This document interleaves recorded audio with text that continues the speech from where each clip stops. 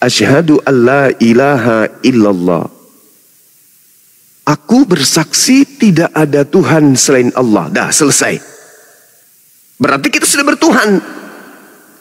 Yang kita sebutkan sudah tahu. Oh, hambaku sudah mengakuiku sebagai Tuhannya. Dia sudah berserah diri kepadaku. Selanjutnya, kalau kita sudah mengatakan diri, engkau adalah Tuhanku, maka langkah selanjutnya adalah mengikuti perintahnya. Buktikan bahwa saya menghambakan diri kepada Tuhan. Ikuti apa perintahnya? Perintahnya kemudian adalah beriman kepada utusannya baginda Rasulullah Muhammad sallallahu alaihi wasallam. Maka selanjutnya, wa asyhadu anna Muhammadar Rasulullah. Aku bersaksi bahwa Nabi Muhammad adalah utusan pencipta langit dan bumi. Dah selesai. Artinya kehidupan kita berbobot. Contoh nih, saya dengan adik Ita, kita lewati hari yang sama. Detik, menit, jam, hari yang sama. Dari jam 1 sampai jam 12 malam. Kita ikuti itu. Kita sama-sama mengalami kehidupan, ritme kehidupan ini. Saya ibadah kepada Tuhan yang benar. Dirimu melewati 24 jam ini dengan hampa. Saya melewatinya dengan bobot ibadah. Dirimu melewatinya dengan hampa. Kosong. Ada prosesi sembahyang, ibadah, tapi tidak diajarkan oleh Tuhan yang benar. Kita berujung kepada akhir kehidupan kita oleh detik yang mengantar tadi. Bang Zuma sampai kepada detik akhir hidupnya. Dinda Ita juga sampai kepada akhir hidupnya. Karena tidak mungkin hidup kekal di dunia ini. Maka pertanyaannya, siapa yang kemudian mendapatkan keuntungan? Yang menyembah kepada Tuhan yang benar, atau Dinda Ita yang menghabiskan waktu hanya dengan mencari duniawi sampai kepada ajal datang. Padahal kita sama-sama diberi 24 jam.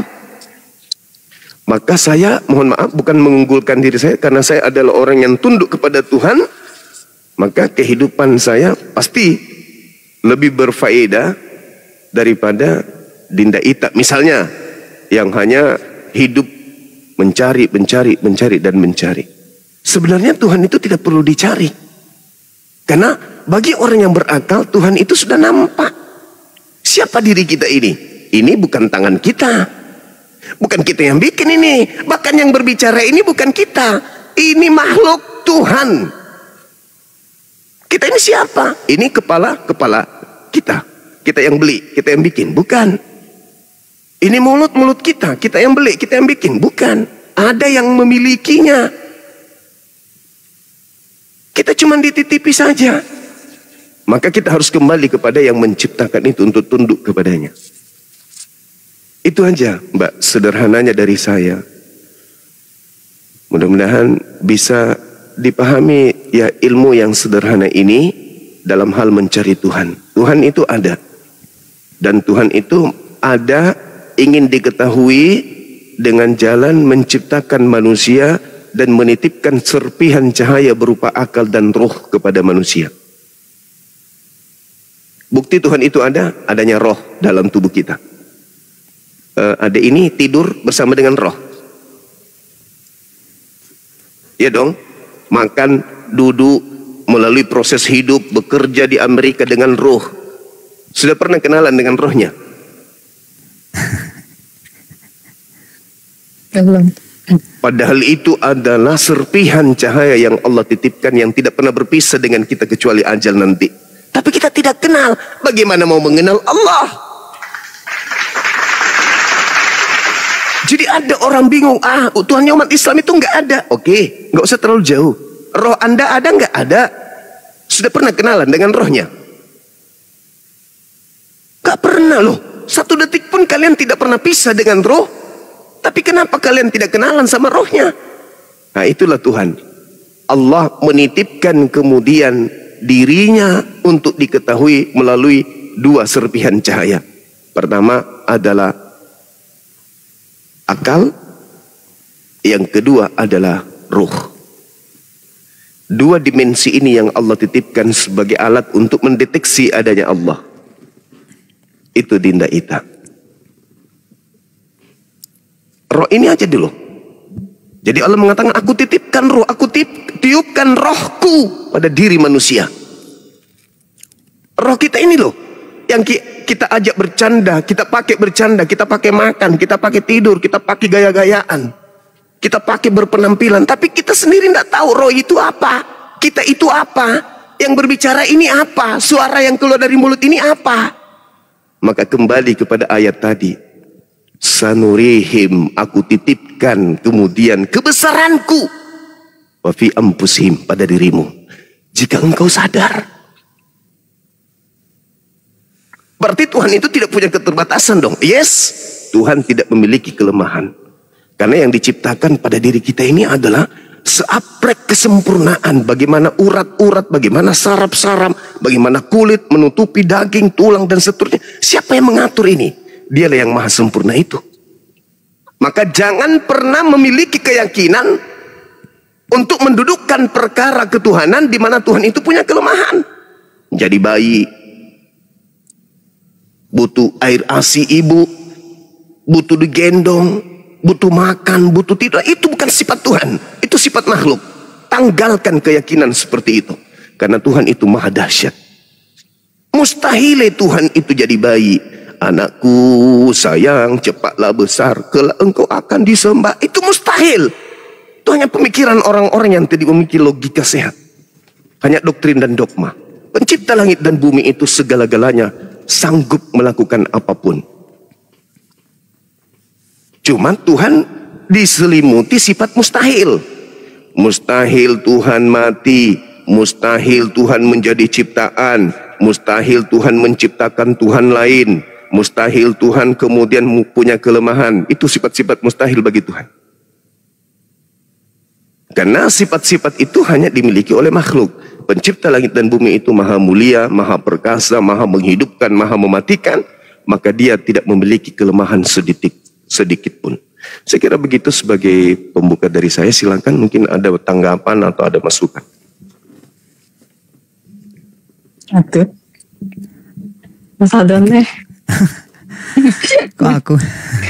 Enggak, gini Bang Kuyardi. Aku ngasih ke Ita itu gini. Tentang konsep ketuhanan ya. Yang pernah aku dengar dari abang itu ketika kita itu berbicara tentang Tuhan itu, bagaimana konsep ketuhanannya, bagaimana konsep mesiasnya, kemudian bagaimana konsep keselamatannya. Terus aku menunjukkan beberapa perbedaan di dalam Bible dengan Al-Quran. Kalau di Bible kita tuh punya banyak Bible ya kan, di Kristen tuh banyak sekali Bible. Di Indonesia ada Bible berbahasa Indonesia. Di Inggris menggunakan bahasa Inggris, di Jepang menggunakan bahasa Jepang. Kemudian di Italia menggunakan bahasa Italia, di Latin menggunakan bahasa Latin. Nah, kita sebagai orang Indonesia, misalnya saya hanya bisa berbahasa Indonesia. Ketika saya ke Spanyol, pergi ke Spanyol, mendengarkan dakwah sebagai orang Kristen nih, mendengarkan dakwah di gereja, maka pendakwah itu akan salah mengucapkan. Kita tidak tahu dong, ya kan? Kita tidak tahu apakah dia benar apa salah. Karena menggunakan bahasa Spanyol kita tidak tahu. Namun di dalam Islam, dimanapun kita berada, baik dari ujung dunia paling utara sampai ujung dunia paling selatan, tetap satu menggunakan bahasa Arab. Dan ketika imam itu melantunkan ayat-ayat suci Al-Quran, ketika misalnya Al-Fatihah ada kesalahan, kita bisa tahu di situ ada kesalahan. Ketika berkhutbah pun menggunakan bahasa Arab, kita bisa tahu di situ ada kesalahan. Sedangkan kalau di Kristen tidak bisa. Kita tidak mengerti jika kita tidak mengetahui bahasanya. Karena apa? Di dalam Islam itu dari kecil kita sudah diajarkan bagaimana cara mengaji, bagaimana cara memahami di dalam Al-Quran itu seperti apa. Kemudian saya tanya lagi, apakah kamu itu hafal? Ada satu ayat yang hafal dalam Bible? Dia jawab tidak. Sangat berbeda sekali dengan Islam. Islam itu ketika saya ditanya, adakah satu ayat dalam Al-Quran ataupun kamu hafal di satu ayat di dalam Al-Quran?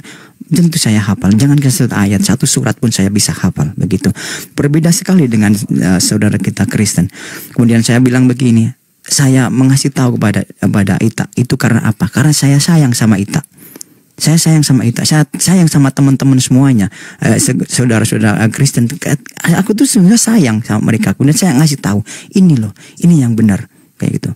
Bukan yang paling benar, tapi ini yang benar. Kalau yang paling benar berarti ada yang benar lain, tapi ini yang benar. dari mana saya bisa tahu bahwa ini benar? Oke, mari kita lihat pada kitab suci. Bagaimana kitab suci itu? Kalau kitab suci ada yang salah, namanya kitab suci itu adalah firman Tuhan. Firman Tuhan tidak akan pernah salah. Kalau kitab suci itu ada yang salah, berarti itu bukan kitab suci. Saya menjelaskan seperti itu. Mulai berpikirlah dia, kemudian kita berkomunikasi, dia mencari tahu. Oke, kamu belajar. Apa yang akan kamu tanyakan kepada saya. Jika saya tidak bisa menjawab, maka saya akan menanyakan kepada orang yang bisa menjawab. Saya punya abang saya, Abang Yuma ataupun Ustadz siapa, saya bisa memberitahu, minta pertolongan pada beliau seperti itu. Itulah yang saya beritahu kepada Ita, sehingga saya bawa kemari. Silahkan Ita, kalau misalnya dari penjelasan saya ada yang kurang salah, tanyakan pada abangku ini, begitu. Aku tuh jangan disuruh tanya sekarang, saya nggak bisa jawab. Mungkin nanti ya. Iya. Ya, Masya Allah.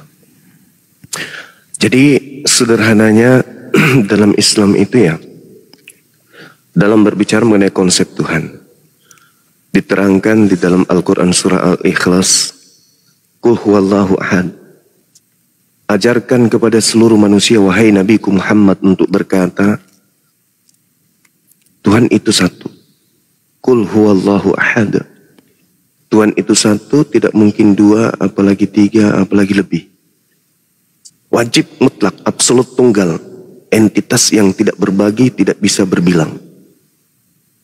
Tuhan itu nggak bisa dibagi dua, Tuhan itu nggak bisa dibagi tiga. Tuhan itu mutlak, absolut, satu. Itu dalam Islam.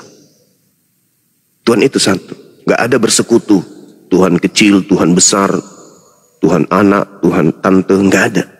Islam itu ahad. Sebagaimana penjelasan di dalam ajaran Yesus juga begitu. Shema Israel, Adonai Eloheinu, Adonai Ahad. Dan ayat ini sangat familiar. Markus 12 nomor 29. Yesaya 45 nomor 6, 46 nomor 5 dan seterusnya. Tidak ada Tuhan, hanya akulah Tuhan. Innani anallah la ilaha illa ana. Berarti cuma satu Tuhan. Kita nggak bisa kemudian Tuhan yang mana nih? Oh, Tuhan yang turun. Oh enggak, oh Tuhan yang berupa ini. Enggak, di Islam cuma ahad. Qul huwallahu ahad. Shema Israel, Adonai Eloheinu, Adonai Ahad. Wajib ahad. Itu satu. Tuhan yang satu ini tempat bergantungnya segala sesuatu. Kalau ada sembahan yang masih bergantung kepada yang lain, gugur. Demi akal, demi hukum kebenaran. Ada Tuhan berdoa kepada Tuhan yang lebih senior, gugur. Allahus Samad, Allah tempatnya bergantung segala sesuatu. Termasuk Tuhan-Tuhanan yang disembah oleh orang-orang paganisme. Tuhan-Tuhan mereka masih butuh Tuhan yang satu tersebut. Jadi kalau Mbak Ita berdoa nih, cara gini akan berdoa. Ya misalnya nih saya contohkan, wahai Tuhanku, misalnya disebutlah nama Tuhannya bla bla bla bla, berikan aku kesehatan. Tuhan yang disebutkan itu mendengar enggak? Enggak. Lalu yang mendengarkan siapa? Ahad. Hambaku yang tidak menyembahku sedang meminta kepada Tuhannya. Maka aku Ar-Rahman Ar-Rahim yang maha pengasih memberikan. Meskipun dia mintanya kepada yang lain, bukan kepadaku. Tetapi aku punya kewajiban sebagai Tuhan yang maha Rahman untuk memberikan apa yang dia butuhkan. Sampai Islam itu datang menggeliti orang tersebut. Hei, kapan kamu bisa sadar? Yang kau minta itu tidak maha mendengarkan. Yang memenuhi kebutuhanmu itu adalah dia yang ahad. Kalau Tuhan pilih kasih, oh ini tidak menyembahku. Aku kasih dia penyakit, aku kasih dia miskin, aku kasih dia kemudian oksigen sedikit, rezeki yang sedikit.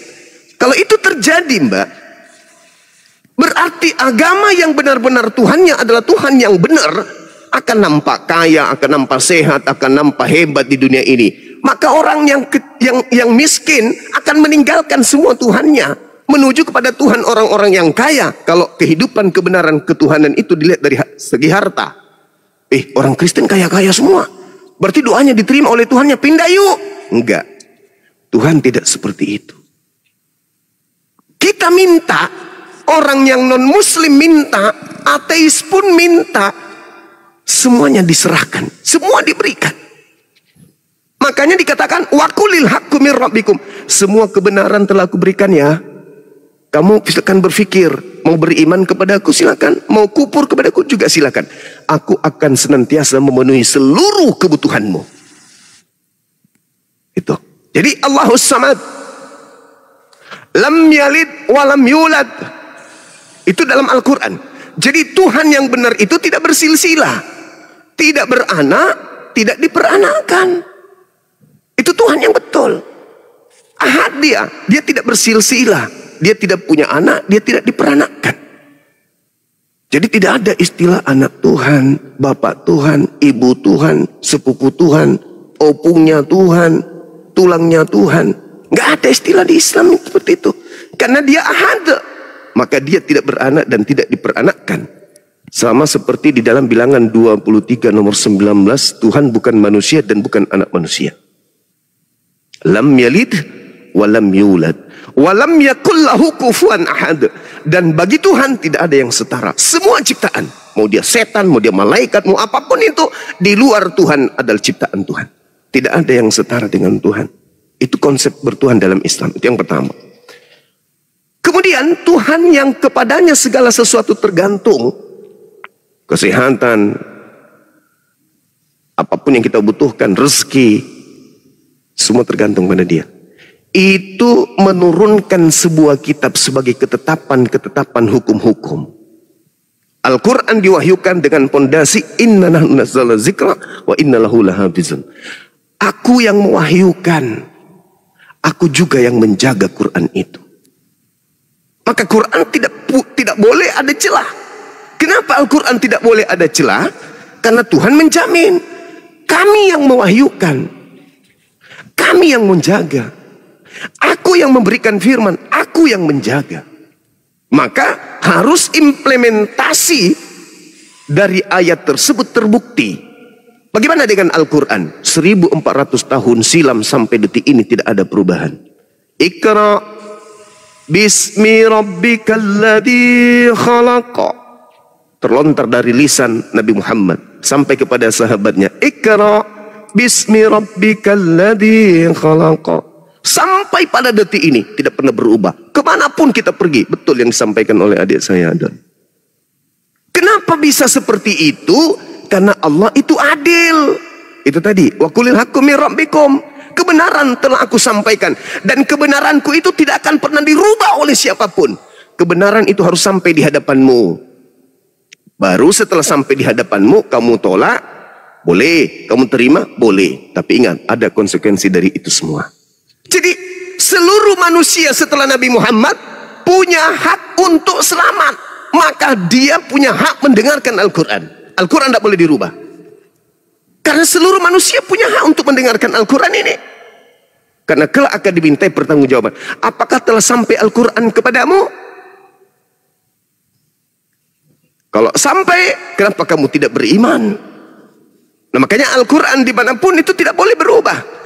Sekuat apapun sebuah negara kebenciannya terhadap Islam, ketika Quran masuk, mereka tidak punya daya untuk merubah Quran.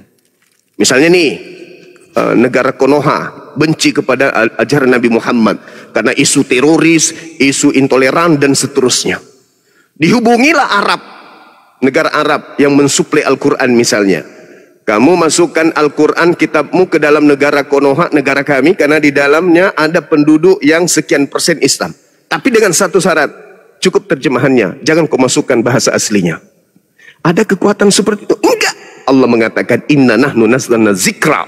Aku yang mewahyukan, aku yang menjaganya. Jadi sebenci apapun misalnya sebuah negara terhadap Islam, isu teroris, sayangnya dia tidak mampu melawan firman Tuhan. Aku yang menjaga Quranku. Kamu tidak akan sanggup untuk merubah apapun yang ada di dalamnya. Subhanallah. Ini yang terjadi. Orang menggaungkan kebencian, tapi mereka tak sanggup mencari celah di dalam Al-Quran. Bahkan sekedar untuk merubah Al-Quran satu huruf pun mereka tak sanggup. Bahkan untuk sekedar mengganti terjemahan, menghilangkan original teks pun tidak sanggup. Itu satu bukti kebenaran bahwa Al-Quran itu adalah firman Allah. Contoh nih, kalau Dinda Adon berbicara atau membaca ayat suci Quran, saya pasti tahu. Saya bukan penghafal 30 juz. Tapi kalau beliau membaca Quran, saya tahu letak kesalahannya. Jangankan salah huruf, mat cara bacanya, huruf-huruf dan tanda baca, matnya saja. Kalau dia keliru, saya paham, saya ngerti, dan saya pasti tegur. Itulah hebatnya Quran. Jadi nggak bisa salah. Ketika saya ke Jepang, saya nggak ngerti bahasa Jepang. Nggak ngerti saya. Tapi imam kemudian berdiri di depan. Allahu Akbar. Alhamdulillahi Rabbil Alamin. Saya sebagai orang Indonesia masuk ke masjidnya orang Jepang tetap khusyuk. Kenapa? Dia sedang membacakan Al-Quran surah Al-Fatihah. Segala puji bagi Allah Tuhan semesta alam. Orang Jepang masuk ke Indonesia, saya jadi imam. Dia juga merasakan kekhususan yang sama. Allahu Akbar. Alhamdulillahi Rabbil Alamin. Ar-Rahmanir Rahim. Orang Jepang masuk ke Indonesia, masuk ke masjid, sama. Bacaannya tetap memuji kepada Allah yang menjaga kalimat-kalimat sucinya tadi. Itu keistimewaan. Karena Al-Quran satu-satunya mukjizat yang masih ada di tengah-tengah kita ini. Kalau di Nabi Musa belah lautan, bisa kita lihat buktinya? Bisa kita rasakan? Enggak. Nabi Isa membangkitkan orang mati, bisa kita rasakan? Enggak. Orang lumpuh berjalan, bisa kita lihat? Sekarang kita bisa rasakan? Enggak. Nabi Muhammad membawa mujizat berupa Al-Quran, bukan cuma umatnya, tapi seluruh umat manusia bisa melihat satu-satunya mujizat yang tersisa dari nabi-nabi yang pernah ada. Cuma Al-Quran. Saya pernah dialog, mohon maaf, dialog dengan seorang pendeta Leon, namanya Leon of Yerusalem. Baru-baru ini saya tanya, Pak Pendeta, apakah firman Tuhan itu bisa direvisi oleh manusia? Nggak bisa. Apakah firman Tuhan itu bisa dikoreksi oleh manusia? Nggak bisa. Berarti firman Tuhan tidak boleh dikoreksi, firman Tuhan tidak boleh direvisi? Ya, tidak boleh. Lalu saya katakan begini, Dek, berarti kitabnya orang Kristen di Indonesia bukan firman Tuhan. Loh, kenapa bisa? Karena selalu dikoreksi, karena selalu direvisi. Akhirnya dia bingung sendiri. Mau jawab apa? Tadi di awal saya sudah pegang, saya sudah ikat jawabannya. Firman Tuhan tidak bisa dikoreksi, firman Tuhan tidak bisa direvisi. Berarti yang ada di Indonesia bukan firman Tuhan, karena selalu direvisi, terjemahan lama, terjemahan baru, diperbaiki lagi. TB1 dan seterusnya, TB2 dan diperbaiki. Artinya kalau firman Tuhan itu bisa dikoreksi, berarti yang mengoreksi ini lebih pantas, lebih Tuhan daripada Tuhan. Karena dia mengoreksi firman Tuhan. Tapi kalau Al-Quran, ada nggak kehidupan manusia? Ada nggak ilmu manusia? Ada nggak pencapaian manusia? Ada nggak keilmuan atau penemuan yang mampu merubah isi Quran? Tidak ada. Al-Quran selalu dinamis, mengikuti perkembangan zaman. Secanggih apapun kehidupan manusia, Al-Quran selalu mewarnai. Itulah bukti bahwa Al-Quran adalah wahyu dari Allah. Maka mujizat yang datang kepada Nabi Muhammad bukan membangkitkan orang mati, bukan membelah laut, tetapi ilmu pengetahuan. Satu hari, besok, lusa, tahun depan, ilmuwan menemukan satu ilmu. Begitu diuraikan ilmunya, ternyata 1400 tahun silam sudah tertuang dalam Al-Quran. Itulah hebatnya Quran. Contoh nih, contoh yang baru-baru ditemukan sidik jari. Bagaimana sidik jari di setiap manusia itu berbeda-beda. Rupa-rupanya Al-Quran lebih dulu menemukan 1400 tahun silam. Itu. Nah, inilah salah satu mujizat, inilah salah satu keutamaan yang kami sampaikan kepada saudari saya, karena tidak mungkin, Mbak, tidak mungkin nih sebuah kitab disebut firman Tuhan yang maha mengetahui kalau kitab itu bertentangan dengan kehidupan kita. Nggak mungkin. Contoh, ada pabrik yang ahli membuat mobil.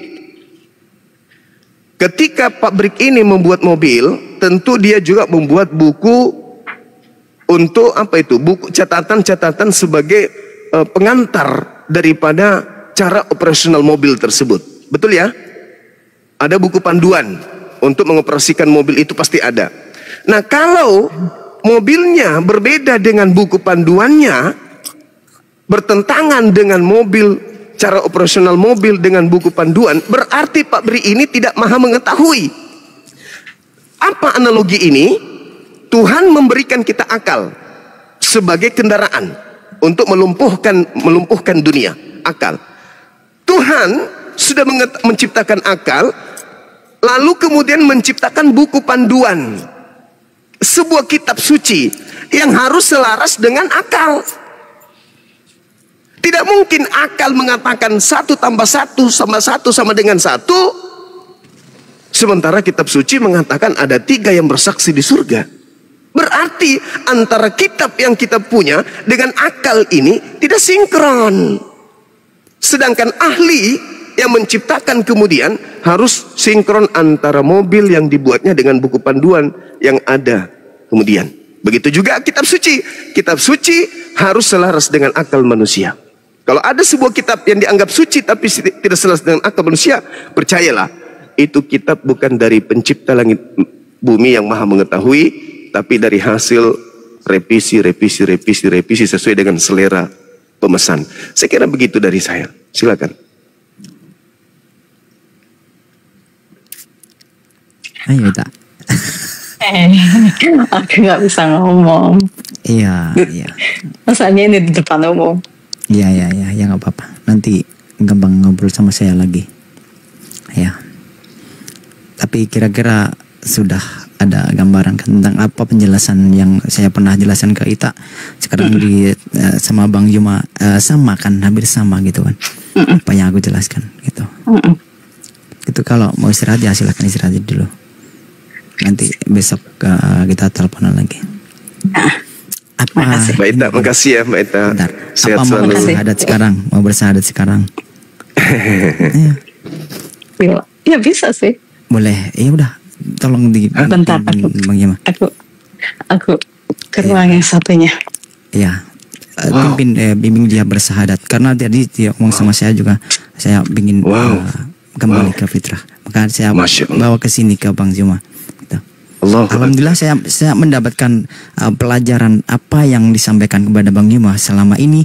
Saya catat di sini, Bang. Allahu Akbar. Masya Allah, Masya Allah, Masya Allah. Dinda Abu Hadid, sabar Dinda, ya, sabar. Di belakang saya kan ada Bang tuh kumpulan Bible. Saya menjelaskan dari sana juga. Gitu. Allahu Akbar, Masya Allah. Memang saya jarang masuk ke komal diskusi, tapi saya menggunakan pribadi saya supaya bisa mencontohkan kepada teman-teman di sini. Karena jika saya berdiskusi di sini ada kayak bergesekan-gesekan gitu kan. Makanya saya hanya dengan tingkah laku saya bagaimana yang bisa dicontohkan pada teman-teman Kristen. Kemudian mereka bertanya kepadaku, kok kamu seperti ini? Dari situlah saya membuka begitu, Bang.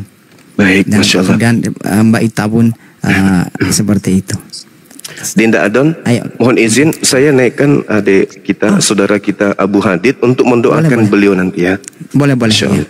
Aku kenal juga kok sama Abu Hadid. Allahu Akbar, Ustaz. Masya Allah. Assalamualaikum warahmatullahi wabarakatuh. Waalaikumsalam warahmatullahi wabarakatuh.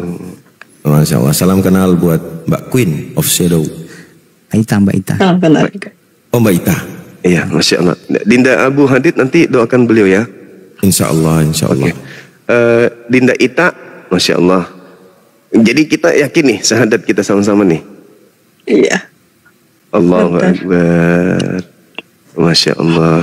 Ada tutup kepala mungkin di situ? Apa entah Ada apa gitu? Bentar. Ustadz Abu, open cam dong. Nggak boleh nyanyi ntar.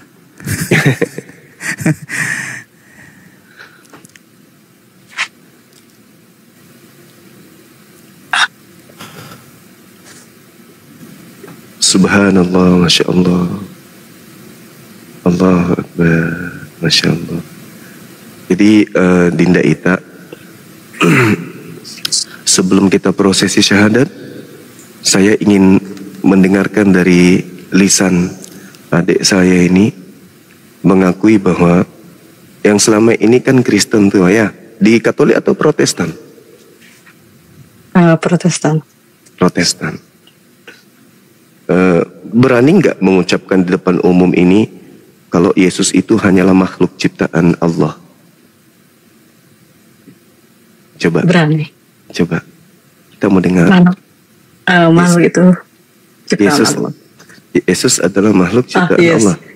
Yesus Coba. adalah makhluk ciptaan Allah. Allahu Akbar, Masya Allah. Ini sebuah iman ya, ini keyakinan, tidak boleh diganggu gugat, ini kepercayaan seseorang. Tidak boleh ada yang mengintervensi, karena itu ikhlas tanpa ada paksaan. Oke, satu telunjuknya, simbol tauhid, kita satu Tuhan berbeda dengan yang lain. Ikuti saya. Bismillah. Bismillah. Ar-Rahman. Ar-Rahman. Ar-Rahim. Ar-Rahim. Dengan menyebut nama Allah Dengan menyebut nama Allah yang Maha Pengasih, yang Maha Pengasih, lagi Maha Penyayang.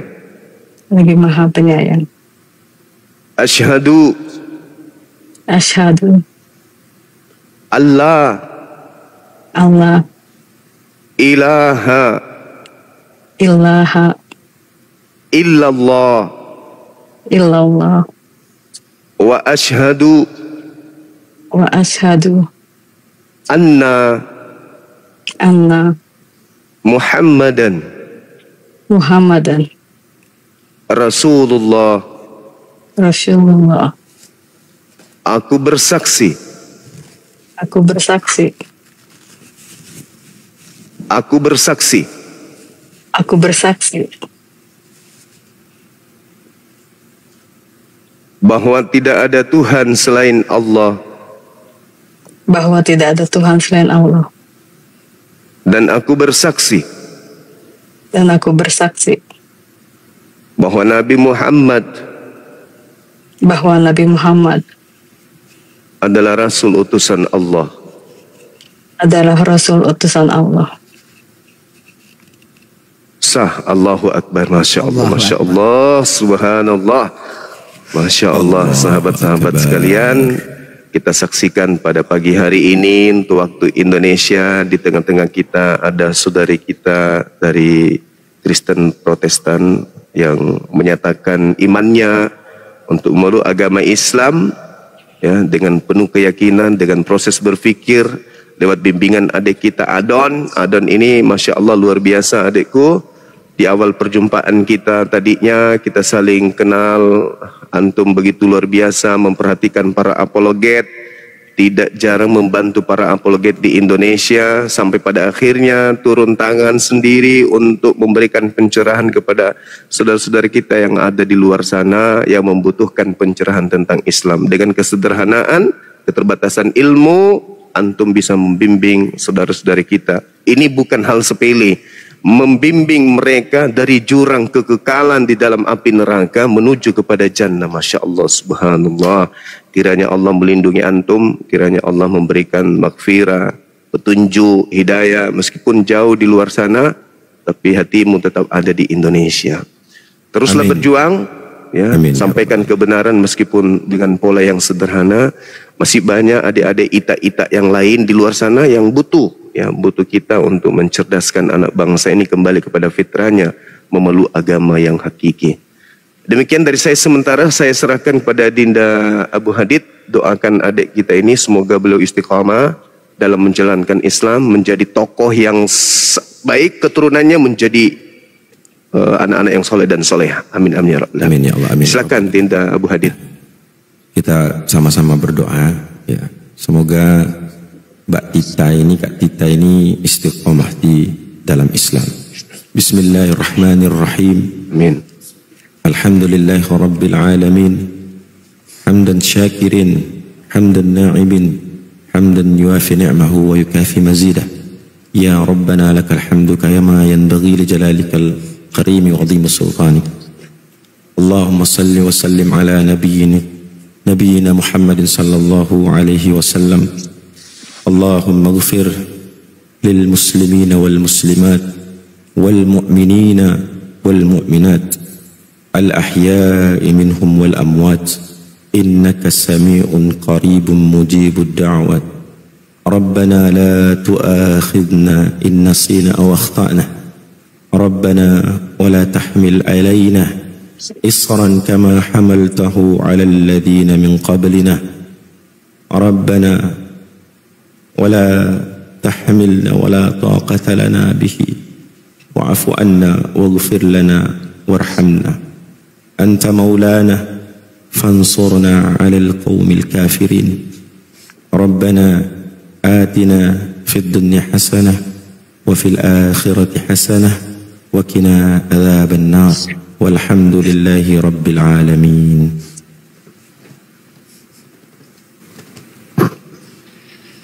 Allahu Akbar, Masya Allah, Subhanallah, La ilaha illallah. Jadi orang kalau sudah meluk Islam itu pasti hatinya lapang, hatinya lega, hatinya plong. Ya, karena pasti udah dekat dengan penciptanya. Seibarat antara kita dengan pencipta kita itu ada dinding pemisah berupa cermin. Ketika kita melakukan kemaksiatan, maka cermin itu ditumbuhi lumut. Berbuat dosa lagi ditumbuhi lumut. Semakin banyak dosa, semakin berlumut cermin ini, sehingga kita tak mampu melihat keberadaan Tuhan yang benar. Karena cermin itu kemudian tertutup oleh lumut. Orang yang bersyahadat itu lumutnya berguguran seketika, rontok. Sehingga hatinya menjadi plong, hatinya menjadi bersih. Ringan tangannya kemudian untuk belajar, ringan kakinya kemudian untuk belajar, ringan badannya untuk belajar. Kenapa? Karena hatinya lagi bersih, dekat kepada penciptanya. Al-Quran tadi mengatakan, wa fi anfusihim, aku dekat. Aku memberikan kemudian pengajaran kepada mereka bahwa aku mengetahui tentang apa yang kau bisikkan dan aku lebih dekat kepadamu daripada urat lehermu. Dan aku membuktikan bahwa aku ada melalui dirimu sendiri. Cermin tadi bersih jadinya. Begitu juga kita umat Islam ini yang sudah Islam dari sejak lahir. Ketika kita melakukan kemaksiatan, cermin itu tersentuh oleh lumut. Semakin banyak kita berdosa, semakin kotor cermin ini. Sehingga kita tidak melihat Allah. Apa yang terjadi setelah kita tidak melihat Allah? Kita berani melakukan maksiat. Mencuri, merampok, membunuh, berzina. Karena kenapa? Karena kita tidak melihat Allah. Maka kita berani melakukan kemaksiatan. Tapi orang yang cerminnya bersih, untuk mandi dalam keadaan bugil saja malu. Karena merasa Allah melihatnya. Cerminnya bersih. Sehingga mau melakukan maksiat takut kepada Tuhannya. Karena Allah itu maha melihat.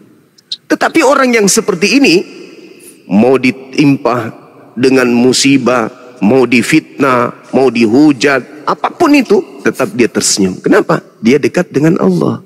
Tidak pernah lemah di dalam berpijak. Gak pernah kemudian dia rapuh di dalam berpendapat. Nah inilah ya, sebagai seorang mu'alaf, adik Ita, kamu lagi bersih, cerminmu lagi bersih. Jaga cermin itu. Perindah cermin itu dengan ibadah. Bingkai cermin yang memisahkan antara makhluk dan halik. Ya Rab, begitu adik ini menyebut Ya Rab, Ya Allah, seketika Allah melihat. Karena tak ada noda. Minta kepada Allah. Berbicara kepada Allah. Sampaikan. Karena Al-Quran menarasikan surah Qaf ayat 16. Allah Subhanahu wa ta'ala mengatakan apa? Aku mendengarkan bisikan hambaku, bisikan kalbu hambaku. Jadi apa yang kita bisikkan dalam hati, ngobrol sama Allah. Ya Rab, aku butuh bimbingan. Ya Rab, kuatkan aku ya Allah. Kuatkan aku ya Allah. Nah, sehingga dalam kaidah berislam, dalam prosesi ilmu tasawuf atau makrifat, ini ketinggian tapi dasar. Kita umat Islam itu diminta selalu beristighfar. Astagfirullah, astagfirullah. Untuk membersihkan, meruntuhkan cermin kita yang sudah ada bintik-bintik lumut. Makanya koreksi diri pada saat kita ingin tidur, kita koreksi, hari ini saya berbuat dosa apa ya? Oh, tadi saya sedikit agak menyinggung perasaan si fulan. istighfar. Sehingga bersih lagi cermin tadi. Kalau orang bermaksiat, menumpuk cermin itu, sehingga dia lupa kalau Allah itu ada. Saya kira begitu sebagai pengantar sederhana dari saya. Mudah-mudahan saudari kita ini Ita bisa istiqomah, dan keturunannya kelak menjadi anak yang soleh dan soleha. Dan langkahnya beliau ini dijadikan sebagai contoh untuk saudara-saudara kita non-muslim yang lain. Karena saya yakin sekali banyak saudara saya non-muslim yang juga ingin bersyahadat, tetapi banyak hal yang merintangi. Takut sama harta, takut sama keluarga, takut diusir, takut diungsikan, takut bla bla bla bla bla, karena takut. Tapi percayalah, selama Anda masih ingin menerima kebenaran dari kaidah-kaidah ajaran Islam, maka ketakutan Anda itu akan terkikis sedikit demi sedikit. Ada hati yang kemudian Allah titipkan untuk dibersihkan selalu. Saya kira begitu. Mungkin ada masukan, silakan, waktu dan tempat kami berikan. Terharu aja.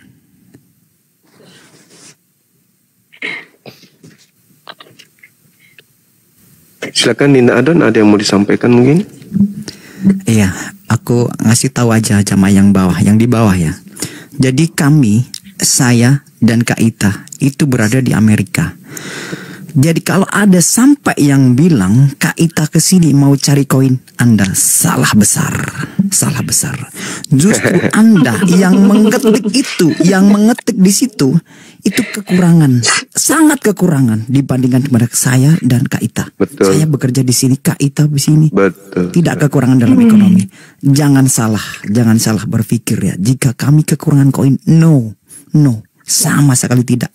Tapi Kak Ita kesini karena apa? Karena dilembutkan hatinya, dibukakan akal sehatnya, dibukakan itu. Karena apa? Dia mau menerima apa yang saya berikan, yang saya berikan pada Kak Ita. Ini seperti ini. Ini bukti-buktinya. Ini buktinya. Kemudian dia mau menerima. Kalau yang di bawah ngetik itu ketikan-ketikan bilang Kak Ita kesini butuh koin, salah besar. Salah besar, Anda salah besar ya. Saya lempar koin. Nah tuh, salah besar. Tidak ada apa-apanya yang ngetik itu, oke? Masya Allah. Iya, beliau ini pejuang-pejuang ya untuk negara kita ini juga. Mereka teman-teman yang berkarya di luar sana sebagai seorang profesional, ya baik Adik Adon maupun Dinda Ita, mereka ini adalah pejuang. Mereka ya beda levelnya dengan kita. Alamak, kita mah recehan, mereka mah mereka ini penumpuk dolar kawan-kawan. Ya Allah ya Karim. Jangan kebiasaan lama. Lihat. Silakan. Jangan kebiasaan lama dibawa. Saya bisa melakukan itu. Masya Allah. Ya Bang Zuma izin Allahu Akbar. Tadi apa yang Bang Zuma sampaikan ya, bahwa ketika kita membeli sebuah produk tentu ada namanya manual book. Ya, nah, manual book inilah yang membantu kita memahami apa yang kita beli, apa yang kita akan fungsikan, ya kan? Nah, di dalam Al-Qur'an surah Al-Maidah ayat yang ke-15, ayat yang ke-16, Allah telah sampaikan itu kepada orang-orang terdahulu. Allah berfirman, "Ya ahlal kitab, qad ja'akum rasuluna yubayyinu lakum katsiran مما كنتم تخفون من الكتاب ويعفو عن كثير قد جاءكم من الله نور وكتاب مبين يهدي به الله من اتبع رضوانه سبل السلام ويخرجهم من الظلمات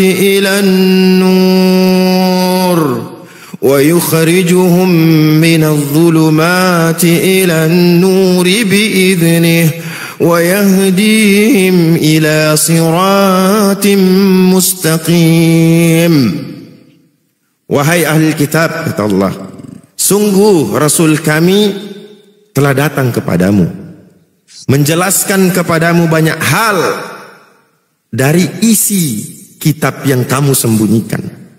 dan banyak yang dibiarkan. Sungguh telah datang kepadamu cahaya dari Allah dan kitab yang menjelaskan.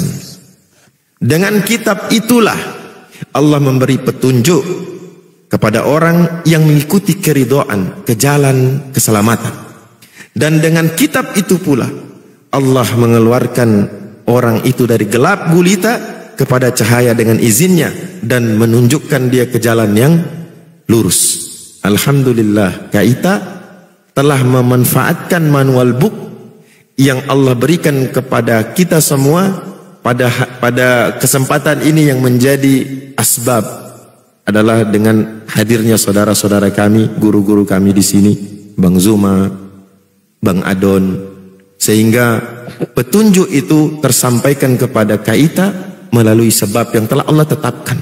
Ini terjadi bukan karena ada kesengajaan, ini terjadi bukan karena ada perencanaan. Ini semua terjadi biiznillah, atas izin Allah, atas kehendak Allah. Maka satu hal yang perlu kita camkan bersama adalah kita tinggikan segala puji-pujian hanya kepada Allah. Karena tanpa izin dari Allah, ini semua tidak akan terjadi. Maka sebagai seorang yang meyakini adanya Tuhan, orang yang mengakui bahwa Tuhan itu telah memberikan peringatan dan larangan, maka tentu panduan kita adalah kitab suci. Bukan kita belakangi kitab suci itu. Tafadhol abangku, Bang Zuma. Masya Allah, luar biasa ilmunya. Ini ada Bunda Rahmat. Assalamualaikum, Bun. Assalamualaikum warahmatullahi wabarakatuh, Gurunda. Waalaikumsalam warahmatullahi wabarakatuh. Bang Abu, Bang Adon, Bunda Queen, Masya Allah. Ini sudah bersahadat, Gurunda? Sudah, alhamdulillah. Alhamdulillahirrabbilalamin. Masya Allah. Selamat datang, Bun. Ada Bunda bilang. Waalaikumsalam warahmatullahi wabarakatuh. Bang Adon. Mbak Ita di mana? Di Amerikanya. Saya di LA, Mbak. Aku di Michigan. Oh, di Michigan. Oh, we went to Michigan long time ago. Bagus. Mayornya orang Islam ya? Di Michigan enggak? Itu di New York, di Detroit ya? Di mana? Aku nggak tahu. Yang baru ada di mayor New orang York. Islam di sana. Yang baru New York. Bukan, yang udah jadi. Oh, yang udah jadi. Tapi saya lupa kotanya. Either mayor atau kongres. Rasanya mayor itu. Ya, mudah-mudahan lah makin berkembang. Amin, amin. Aku boleh pamit nggak? Boleh. Oh, selamat. Ya, silakan. Terima kasih ya. Istiqomah ya. Ada apa-apa nanti langsung komunikasi aja dengan Dinda Adon. Iya. Aku mau ngucapin makasih semuanya ya. Udah Ya. Sama-sama. bimbing Semangat di ya. jalan. Semangat ya. Masya Allah. Kasih ya. Iya, sama-sama. Terima kasih, Masya Allah. Aku turun ya. Ya, makasih. Kasihan yang Islam yang masuk. Oke. Saya kesini karena saya masih kasihan dengan orang yang mualaf ini. Karena pasti dia tidak tahu apa-apa tentang Al-Quran. Tentang dongeng-dongeng yang dalam Al-Quran. Tentang Injil palsu. Tentang kesalahan-kesalahan dalam Al-Quran. Yang bertentangan dengan sains. Dan segala macamnya gitu. Dia masuk dalam keadaan buta pastinya. Kalau pastinya. Karena kelihatan tadi nggak tahu apa-apa dia tentang Islam. Atur napas dulu Bang. Atur napas, jangan kayak orang keburu-buru gitu. Santai, relax. Ya, kebetulan kita masih di jalan. Relax. Jadi tadi, maksud saya gini. Bagaimana? Oke, sekarang semua sekarang ini. Ya. Bagaimana Saudara Riyandi ini fakta? Kristen apa? Protestan atau Katolik? Pasti Protestan dong, pasti Kristen dong.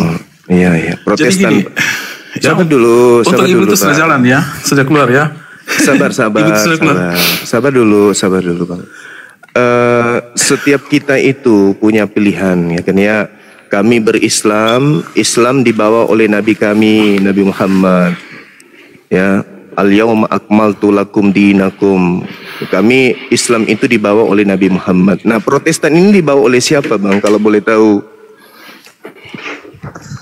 Protestan adalah salah satu bagian dari bagian dari kekristenan. Enggak, saya tanya. Yang awalnya, sebentar, kamu diam dulu, kamu diam. Saya jawab ya. Yang saya tanya, Protestan ini diajarkan oleh siapa saya gitu loh, Bang? Ya, silakan. Diajarkan oleh Tuhan Yesus sendiri lewat Alkitab. Ya, silakan Anda tunjukkan di dalil mana tertulis Protestan di ajaran Yesus. Silakan. Baik, saya jelaskan ya. Kami awalnya kami Katolik. Tapi kemudian ada masalah dalam Katolik. Kalau Katolik itu, lagi siapa lagi yang mengajarkan itu? Sebentar dulu, kemudian Protestan belum selesai.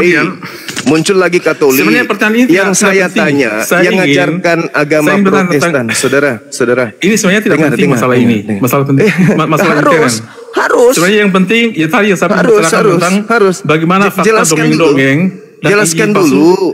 Protestan ini Injil palsu yang masuk dalam Al-Quran itu yang sampai Protestan ini siapa yang ngajarin? Dia itu dulu lewat Alkitab. Ya, tolong tunjukkan dalilnya di mana Yesus mengajarkan Protestan. Kami tunggu ya, silakan.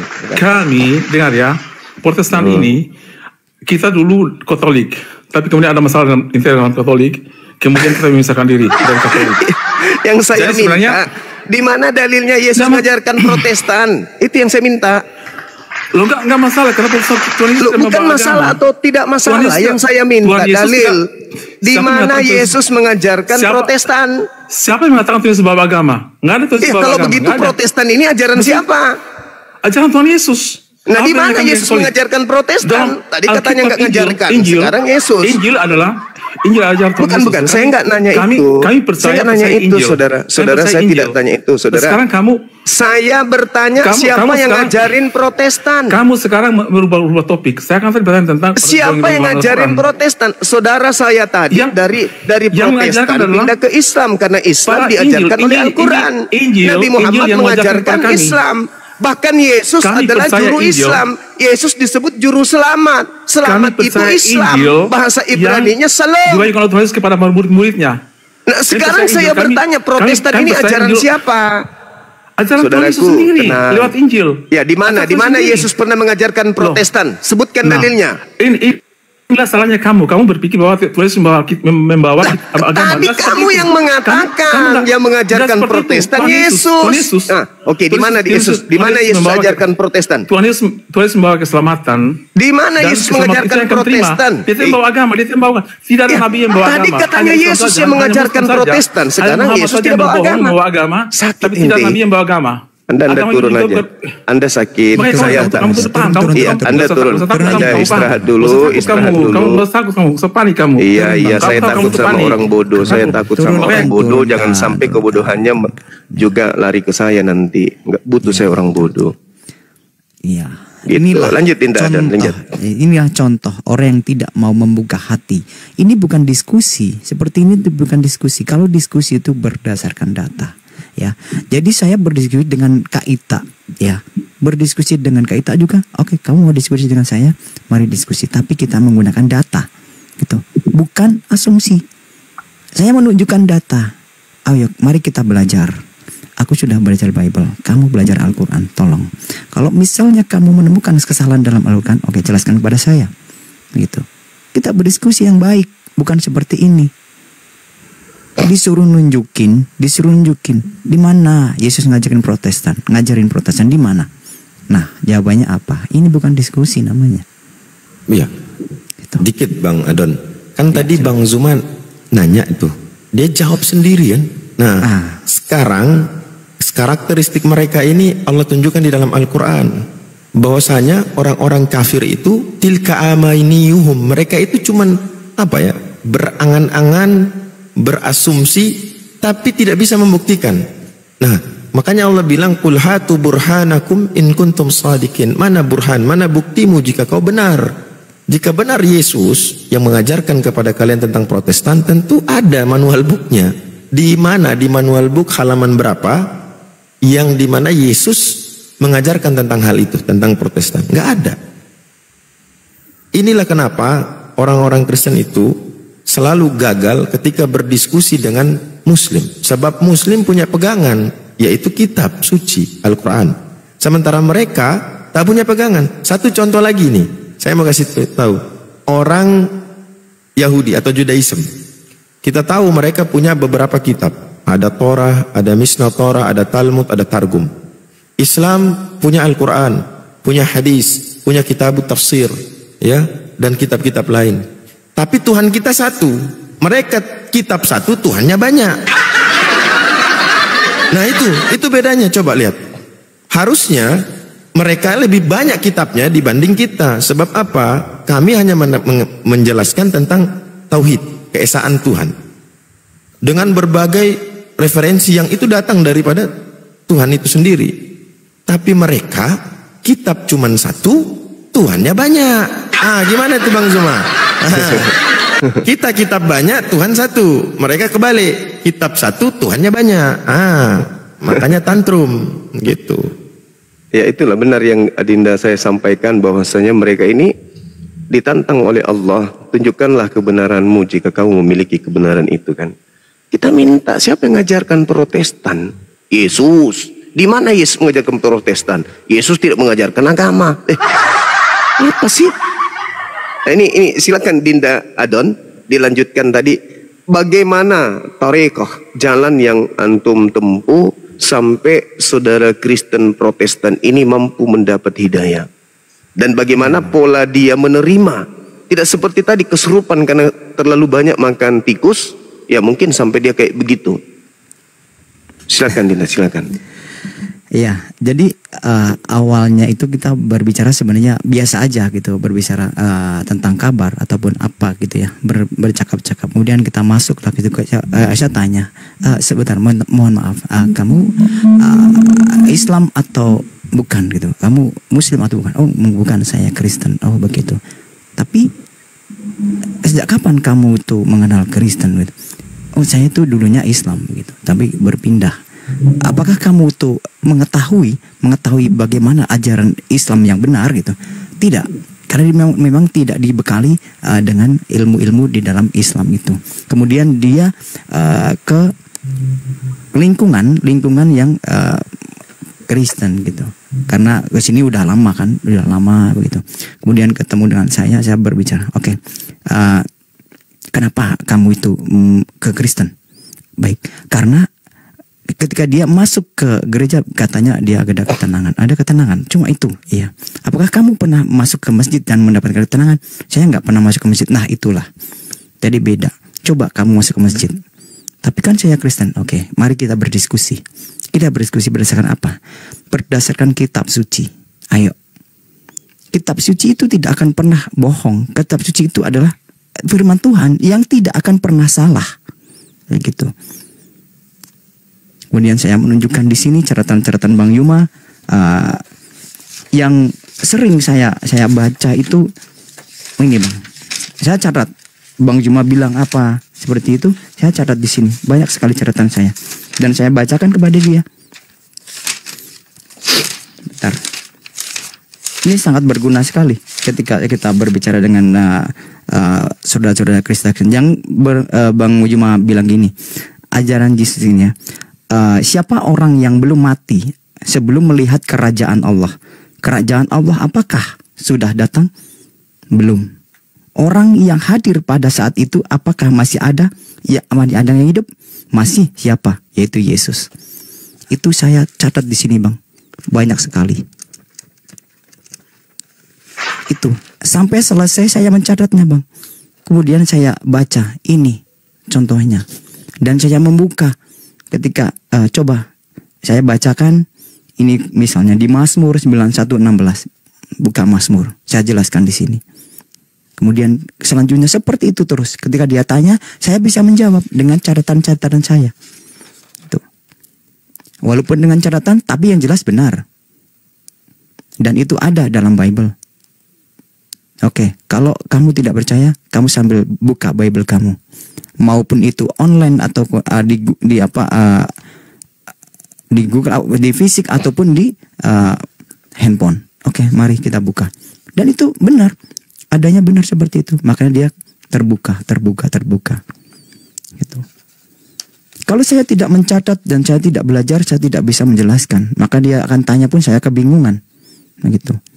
Ya meskipun saya hanya sedikit, tapi dengan saya menjelaskan yang sudah saya terima, maka gugur kewajiban saya. Allahu Akbar. Masya Allah. Begitulah Bang. Saya mencatat apa yang dikatakan Abang itu. Ya baik, misalnya saya ketinggalan ya saya kembali ke YouTube-nya, kan ada di situ. Saya mencatat di YouTube-nya Abang. Gitu. Matius 16 itu ya. Nomor 28. Ya, yang dari Lukas 9:27 itu. Iya. Kemudian 9 betul. Ya. Ada saya sampai terakhir Bang, sampai mana itu? Sampai yang di iblis itu. Tidak ini.